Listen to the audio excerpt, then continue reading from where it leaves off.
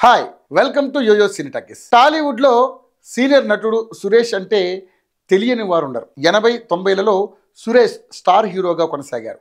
ఒక్క హీరోగానే కాదు, విలన్గా పలు విభిన్న పాత్రలతో మెప్పించి సుమారు 270కి పైగా సినిమాలు చేశారు.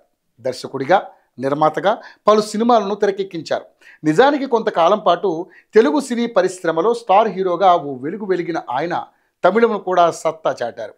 ప్రస్తుతం సినిమాలలో క్యారెక్టర్ ఆర్టిస్టుగా రాణిస్తూనే సీరియల్స్లోనూ పలు కీలక పాత్రలు చేస్తున్నారు. అయితే ఆయన తాజాగా అప్పటి హీరోయిన్ నదియాతో ఉన్న రూమర్స్ గురించి క్లారిటీ ఇచ్చారు.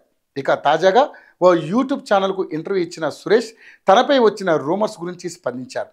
నదియా నా బెస్ట్ ఫ్రెండ్, ఆమెతో ఎక్కువ సినిమాలు చేశాను. ఆమె బాయ్ ఫ్రెండ్ పేరు కూడా దాదాపుగా నా పేరులాగానే ఉండేది. నదియా బాయ్ ఫ్రెండ్ పేరు శిరీష్, నాది సురేష్. షూటింగ్ సమయంలో ఎక్కువ సమయం తన బాయ్ ఫ్రెండ్తో ఫోన్లో మాట్లాడేది. అందరూ నాతోనే అనుకునేవారని ఆయన అన్నారు. తర్వాత నదియా శిరీష్ని పెళ్లి చేసుకుంది.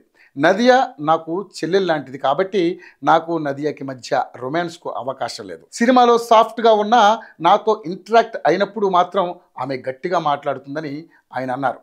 ఆమెకు లైఫ్లో క్లారిటీ ఉంది, ఎన్నాళ్ళు సినిమాల్లోనే ఉండాలని, ఆ తర్వాత పెళ్లి చేసుకుని సెటిల్ అయ్యాక మళ్ళీ సినిమాల్లో నటించాలని స్పష్టమైన ఆలోచనతో ఉందని సురేష్ అన్నారు. మేము ఇప్పటికీ స్నేహితులమే అని, మాకు ఒక వాట్సాప్ గ్రూప్ కూడా ఉందని అన్నారు. మా 80s వాట్సాప్ గ్రూప్లో రజనీ సార్ కూడా ఉన్నారని నటుడు సురేష్ చెప్పుకొచ్చారు.